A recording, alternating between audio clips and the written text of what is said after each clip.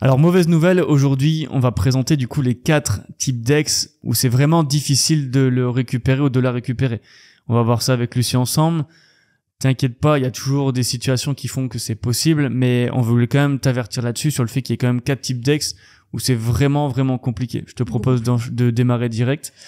Alors d'abord, je voulais dire que même si on pense que la reconquête peut être hyper difficile, des fois ça peut être hyper facile. Il y a pas vraiment de règles sur ça. Pour nous, il y a des reconquêtes, on dit c'est impossible, on n'y arrivera jamais. On donne 2-3 astuces et finalement en quelques semaines c'est plus ou moins réglé. Et d'autres où c'est carrément l'inverse. Donc faut pas non plus tout prendre au pied de la lettre. Il y a pas vraiment de règles, on donne ce qu'on peut et on voit ce que ça donne. Donc même si tu penses que c'est impossible de le récupérer, il y a toujours peut-être un moyen.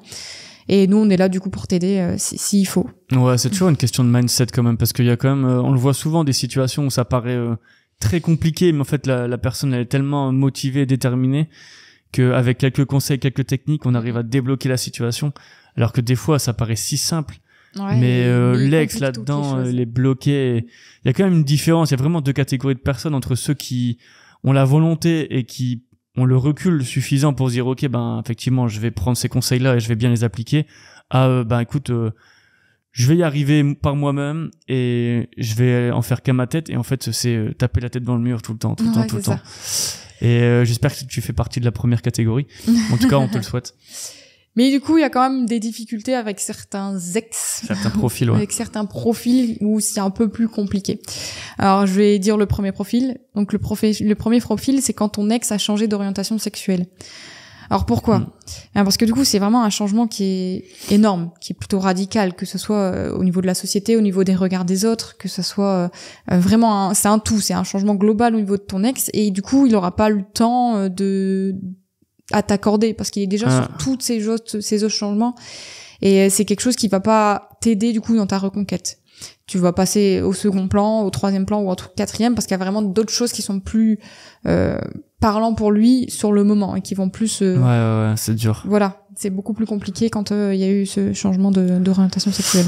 Ouais, dans ce moment-là, et puis une transition comme ça se fait pas non plus du jour au lendemain, donc c'est super compliqué. Je pense que plus tu vas insister sur ton ex alors qu'il est en train de changer d'orientation sexuelle, alors plus ce sera compliqué parce que plus tu vas envoyer des signaux négatifs et ça va conforter ton ex dans son choix de changer d'orientation sexuelle. Donc effectivement à ce niveau-là, je pense qu'il faut directement lever les mains et prendre du recul directement parce que ça peut faire pire que mieux, quoi.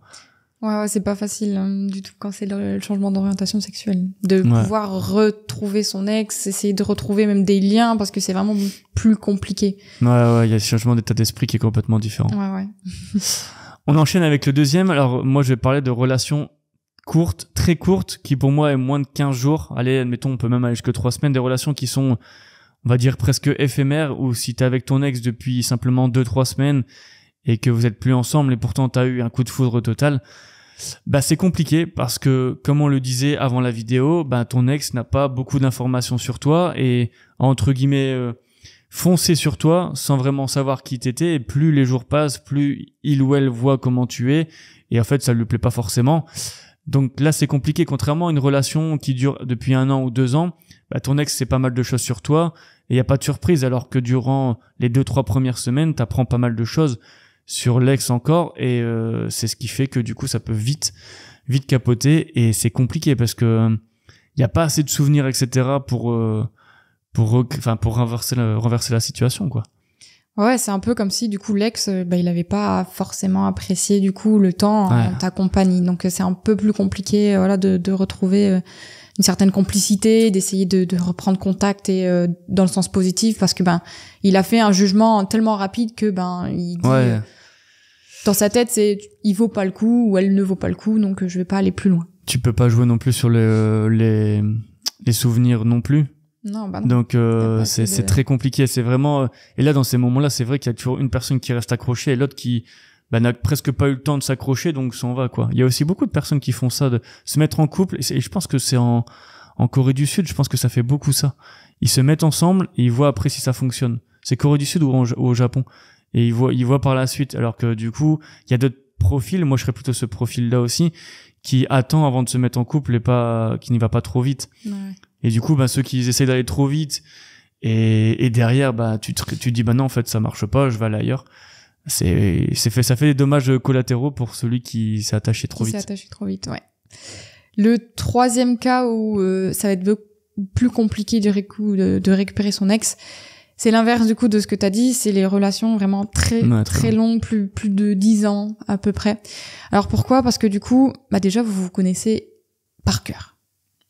Donc ça va être très compliqué après au niveau de reconquête d'essayer de montrer les changements, parce qu'il te connaît tellement qu'il va dire oui, mais là du coup je sais que tu vas changer, mais c'est juste pour le moment, ça sera pas des changements qui vont rester dans la durée.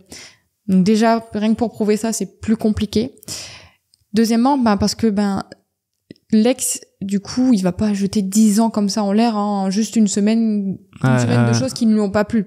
C'est que c'est vraiment une décision qui a été mûrement réfléchie, vraiment beaucoup réfléchie. Et il a fait des efforts aussi pour se sortir de cette relation. Si vous aviez une maison ensemble, si vous aviez un appartement ou qu'importe, du coup, il a fait des efforts pour retrouver un appartement à côté, refaire sa vie un petit peu. Et c'est aussi encore un step qui fait que c'est encore plus compliqué de récupérer son ex. Il y a aussi ce côté où, après des relations longues, c'est encore plus compliqué de recréer du désir, recréer du manque. Enfin, du coup, ça peut fonctionner. Si tu te fais quitter par une personne avec qui t'étais depuis 10 ans, tu vas forcément avoir du manque envers cette personne. Mais si cette personne part d'elle-même, comme tu dis, effectivement, elle fait la démarche de partir. Et souvent aussi, dans ces cas-là, ça peut être partir avec quelqu'un d'autre. Et c'est encore pire. Du coup, que ton ex refait sa vie directement. Et toi, du jour au lendemain, tu dois réapprendre à vivre seul. Très compliqué. Ouais, ça fait partie des types d'ex où c'est plus compliqué de retrouver. Ouais. Avant de passer au dernier, qui est plutôt pas mal aussi, petit instant promo où on le dit pas souvent, mais en description, pardon. En description, vous pouvez y aller. Il y a différents moyens de réserver une séance de coaching avec Lucie ou un membre de notre équipe. Là, Lucie, elle est complète, donc on va enlever les possibilités de réserver. Mais par contre, si tu veux vraiment récupérer ton ex, on a des coachs qui sont là pour t'écouter et pour voir et mettre en place une bonne stratégie. Fin d'instant promo, on part sur le quatrième point, le quatrième type d'ex. Et là, on va parler de crise de la trentaine, de la quarantaine, de la cinquantaine, etc. Alors, plus de la quarantaine, parce que ça parle plus aux personnes. Ouais. Mais là, c'est pareil. Pour moi, je reviens par rapport au changement d'orientation sexuelle. La crise de la quarantaine, c'est plus ou moins pareil, même si on l'a pas encore vécu. Et la crise de la trentaine, moi, j'y suis passé. C'était compliqué, mais j'y suis passé. Et je trouve qu'il y a ce côté où mentalement on change et du coup on n'est pas forcément en adéquation avec notre ex. Et c'est là où c'est compliqué. Ouais, et puis c'est compliqué d'élaborer une stratégie parce que ton ex est complètement en changement. Il va prendre des décisions complètement aléatoires. Il va prendre des décisions qui sont à l'opposé de ce qu'il aurait pris d'habitude. Et du coup, nous, ça va être compliqué alors on va aller dans une direction, puis finalement, on voit que l'ex a changé dans ce côté-là. Du coup, ça va être compliqué. On va refaire une autre chose finalement.